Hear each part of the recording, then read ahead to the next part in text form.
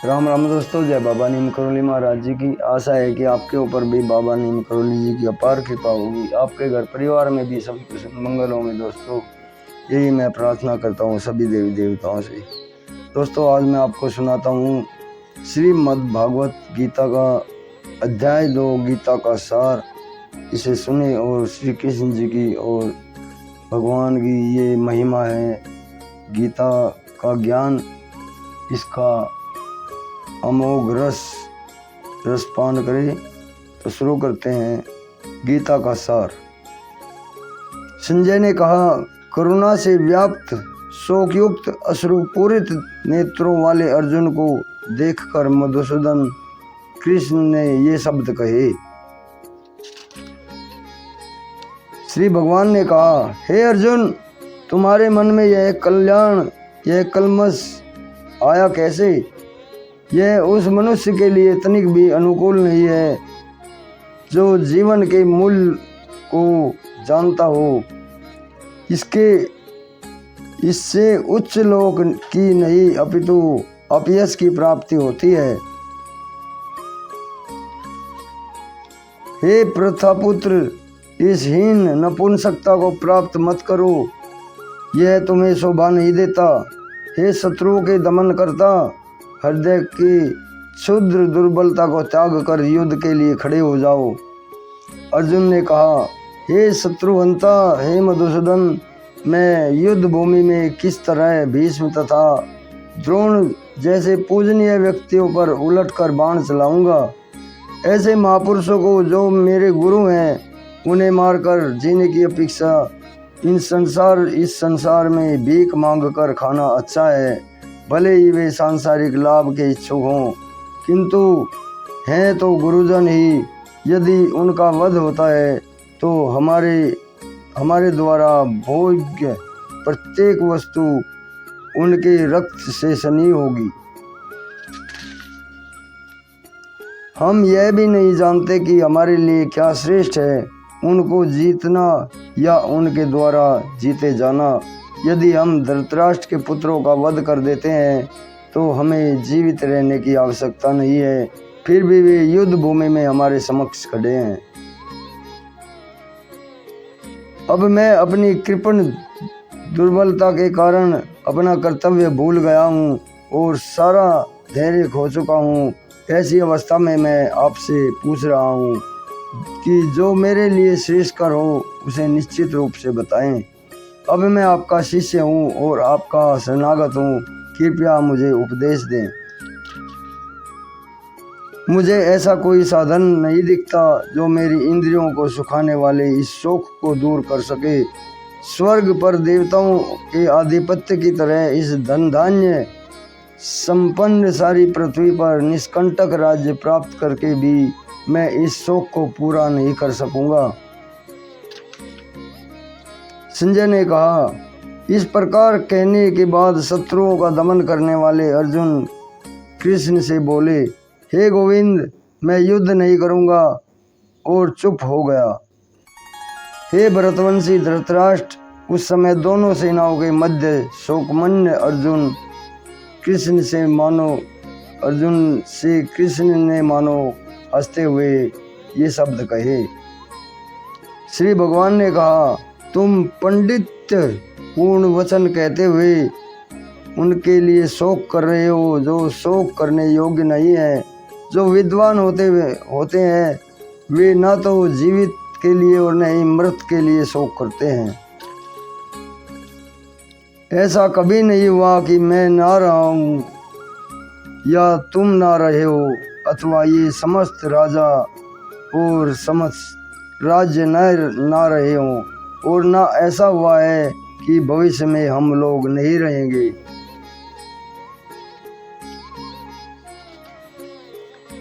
जिस प्रकार शरीरधारी आत्मा इस वर्तमान शरीर में बाल्यावस्था से तरुणावस्था में और फिर वृद्धावस्था में निरंतर अग्रसर होता रहता है, उसी प्रकार मृत्यु होने पर आत्मा दूसरे शरीर में चला जाता है। धीर व्यक्ति ऐसे परिवर्तन में मोह को प्राप्त नहीं होता।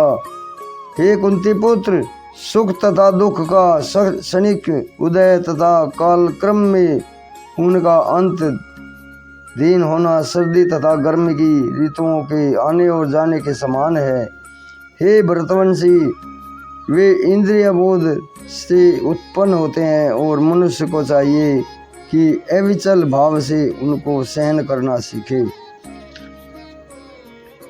हे पुरुषश्रेष्ठ, जो पुरुष सुख तथा दुख में विचलित नहीं होता और इन दोनों में समभाव रखता है, वह निश्चित रूप से ही मुक्ति के योग्य है। तत्वदर्शियों ने यह निष्कर्ष निकाला है कि असत भौतिक शरीर का तो कोई अस्तित्व नहीं है, किंतु सन जो सत आत्मा है यह परिवर्तित रहता है। उन्होंने इन दोनों की प्रकृति के अध्ययन द्वारा यह निष्कर्ष निकाला है। जो सारे शरीर में व्याप्त है उसे ही तुम अविनाशी समझो।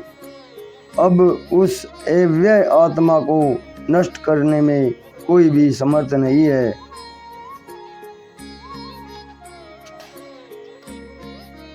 अविनाशी, अप्रमेय तथा शाश्वत जीव के भौतिक शरीर का अंत अवश्यंभावी है। अतः हे भरतवंशी, युद्ध करो।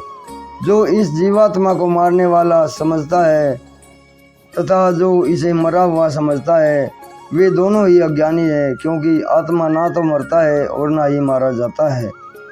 आत्मा के लिए किसी भी काल में ना तो जन्म है ना ही मृत्यु। वह न तो कभी जन्मा है और न ही जन्म लेता है, वो न अजन्मा होता है, वो नहीं जन्म लेगा, वो नहीं अजन्मा होगा। वह अजन्मा नित्य शाश्वत, वह सदैव अजन्मा नित्य शाश्वत तथा पुरातन है।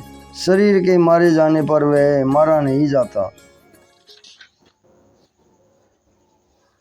हे पार्थ, जो व्यक्ति यह जानता है कि आत्मा अविनाशी, अजन्मा, शाश्वत तथा अव्यय है, वह भला किसी को कैसे मार सकता है? वह मरवा या मरवा सकता है? जिस प्रकार मनुष्य पुराने वस्त्रों को त्याग कर नए वस्त्र धारण करता है, उसी प्रकार आत्मा पुराने वस्त्रों को शरीर से त्याग कर पुराने तथा व्यर्थ के शरीरों को त्याग कर नवीन भौतिक शरीर धारण करता है।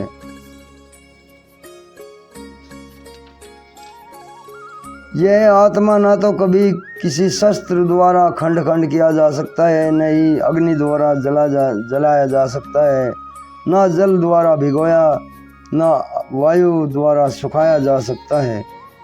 आत्मा अखंडित है, घुलनशील है। इसे न तो जलाया जा सकता है, न ही सुखाया जा सकता और न ही यह शाश्वत है, सर्वव्यापी है, अविद विकारी है, स्थिर तथा सदैव एक सा रहने वाला है।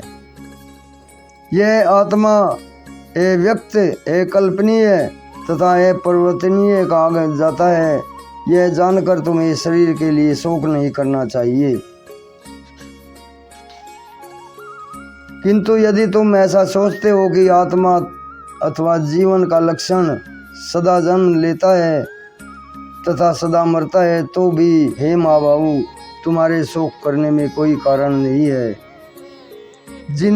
जिसने जन्म लिया उसकी मृत्यु निश्चित है और मृत्यु के पश्चात पुनर्जन्म भी निश्चित है। अतः अपने अपरिहार्य कर्तव्य पालन में तुम्हें शोक नहीं करना चाहिए। सारे जीव प्रारंभ में अव्यक्त रहते हैं, मध्य अवस्था में व्यक्त होते हैं और विनष्ट होने पर पुनः अव्यक्त हो जाते हैं। अतः शोक करने की तो आवश्यकता ही नहीं है। कोई आत्मा को आश्चर्य से देखता है, कोई हमें आश्चर्य की तरह बताता है तथा कोई इसे आश्चर्य की तरह सुनता है, किंतु कोई कोई तो इसे विषय बनाकर सुनता है और कुछ भी नहीं समझ पाते। हे भरतवंशी, शरीर में रहने वाले देही का कभी भी वध नहीं किया जा सकता। अतः तुम्हें किसी भी जीव के लिए शोक करने की आवश्यकता नहीं है। अक्षत्रिय होने के नाते अपने विशिष्ट धर्म का विचार करते हुए तुम्हें जानना चाहिए कि धर्म के लिए युद्ध करने से बढ़कर तुम्हारे लिए अन्य कोई कार्य नहीं है, अतः तुम्हें संकोच करने की कोई आवश्यकता नहीं है। हे पार्थ, वे अक्षत्रिय सुखी हैं जिन्हें ऐसे युद्ध के अवसर पर अपने आप प्राप्त होते हैं, जिससे उनके लिए स्वर्ग लोक के द्वार खुल जाते हैं। किंतु यदि तुम युद्ध करने में स्वधर्म को संपन्न नहीं करते तो तुम्हें निश्चित रूप से अपने कर्तव्य की उपेक्षा करने का पाप लगेगा और तुम योद्धा के रूप में भी अपना यश खो दोगे। लोग सदैव तुम्हारे अपयश का वर्णन करेंगे और सम्मानित व्यक्ति के लिए अपयश तो मृत्यु से भी बढ़कर है। जिन जिन महान योद्धाओं ने तुम्हारे नाम तथा यश को सम्मान दिया है, वे सोचेंगे कि तुम डर के मारे युद्ध भूमि छोड़कर भाग गए और इस तरह वे तुम्हें तुच्छ मानेंगे, बेकार मानेंगे। तुम्हारे शत्रु अनेक प्रकार के कटु शब्दों से तुम्हारा वर्णन करेंगे और तुम्हारी सामर्थ्य का उपहार करेंगे। तुम्हारे लिए इससे दुखदाई और क्या अक्षण होगा।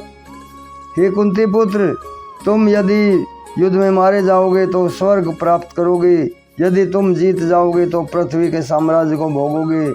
अतः दृढ़ संकल्प करके खड़े हो जाओ और युद्ध करो। तुम सुख या दुख, हानि या लाभ, विजय या पराजय का विचार किए बिना युद्ध के लिए युद्ध करो। ऐसा करने पर तुम्हें कोई पाप नहीं लगेगा।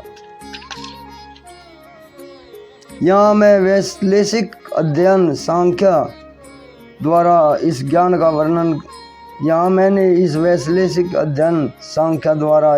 का वर्णन किया है। अब निष्काम भाव से कर्म करना बता रहा हूँ, उसे सुनो।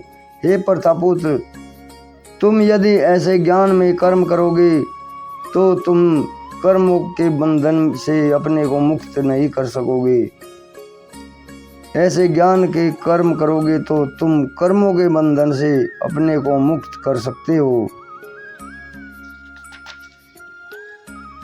इस प्रयास में ना तो हानि होती है ना ही ह्रास, अपितु इस पथ पर की गई अल्प प्रगति पर मान भय से रक्षा कर सकती है।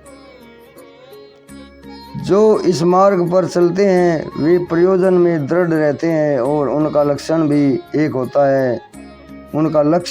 होता है। हे कुरुनंदन, जो दृढ़ प्रतिज्ञ नहीं है उसकी बुद्धि अनेक शाखाओं में विभक्त रहती है। अल्प ज्ञानी मनुष्य वेदों के उन अलंकारिक शब्दों के प्रति अत्यधिक आसक्त रहते हैं जो स्वर्ग की प्राप्ति, अच्छे जन्म, शक्ति इत्यादि के लिए विविध सकाम कर्म करने की संस्तुति करते हैं। इंद्रिय तृप्ति तथा ऐश्वर्य में जीवन अभिलाषा के कारण वे कहते हैं कि इससे बढ़कर और कुछ नहीं है।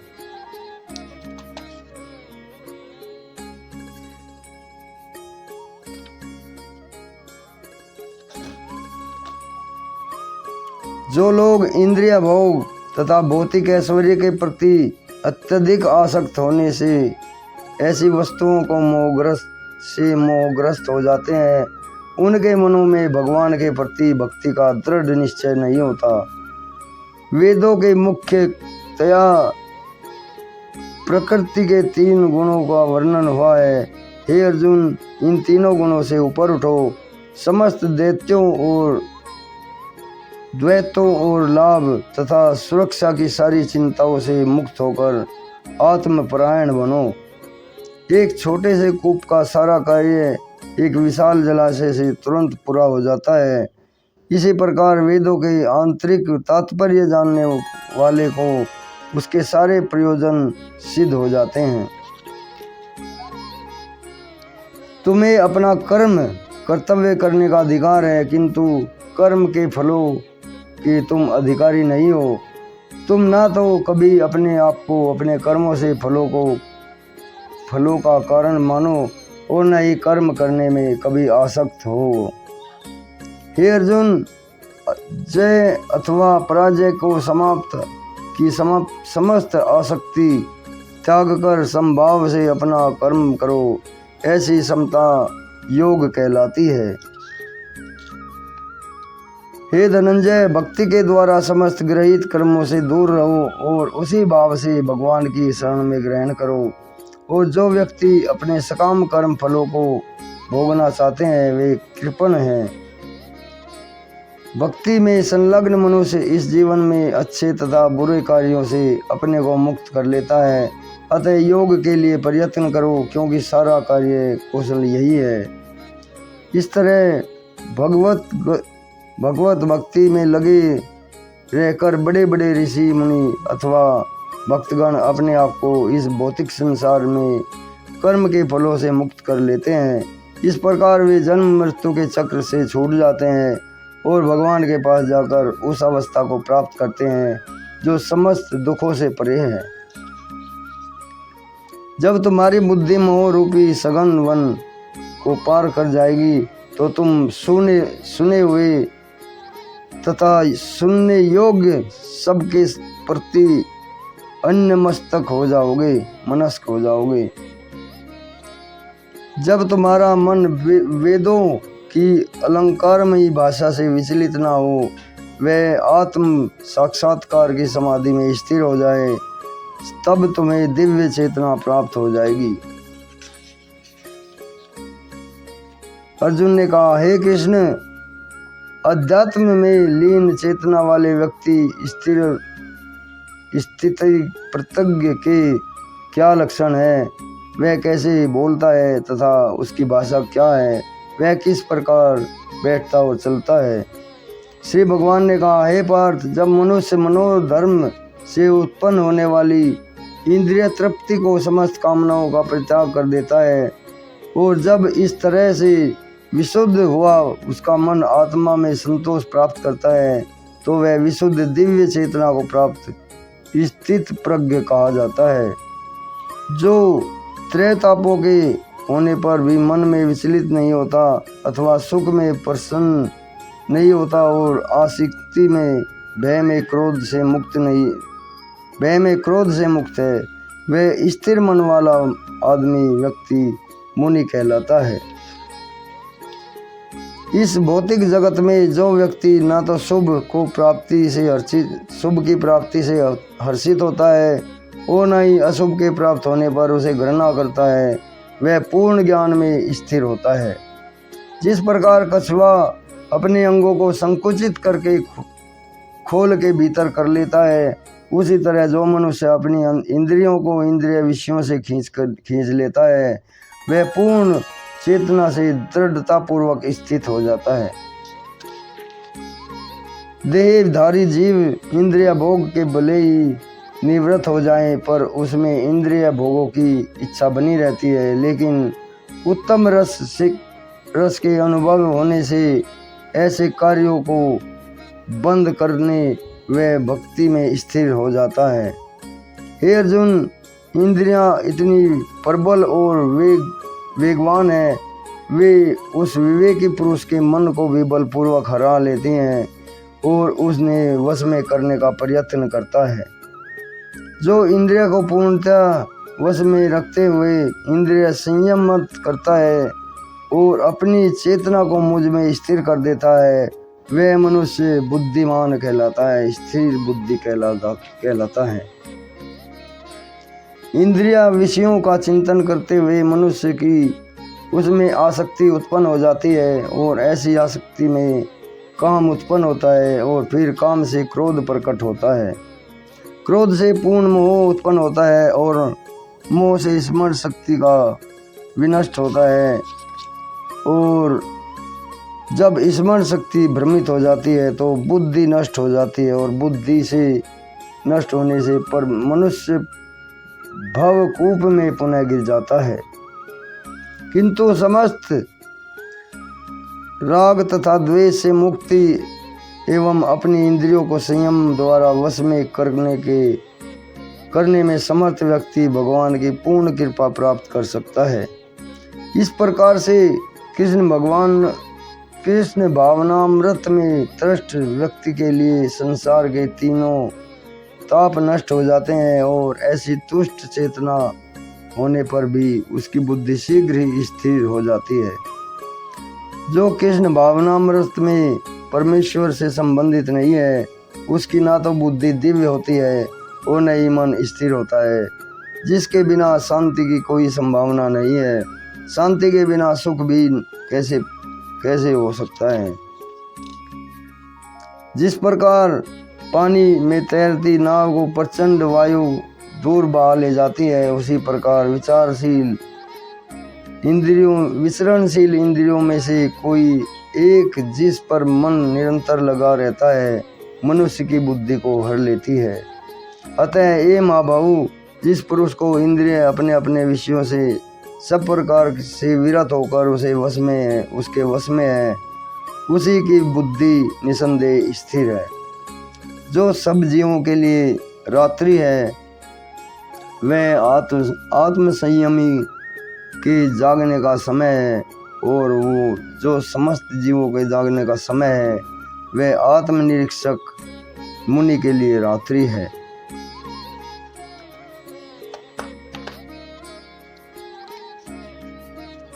जो पुरुष समुद्र में निरंतर प्रवेश करती रहने वाली नदियों के समान इच्छाओं के निरंतर प्रवाह से विचलित नहीं होता और जो सदैव स्थिर रहता है, वही शांति प्राप्त कर सकता है।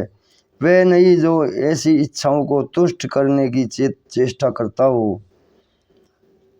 जिस व्यक्ति ने इंद्रिय तृप्ति को समस्त इच्छाओं का परित्याग कर दिया, जो इच्छाओं से रहित रहता है और जिसने सारी ममता त्याग दी तथा अहंकार से रहित है, वही वास्तविक शांति को प्राप्त कर सकता है।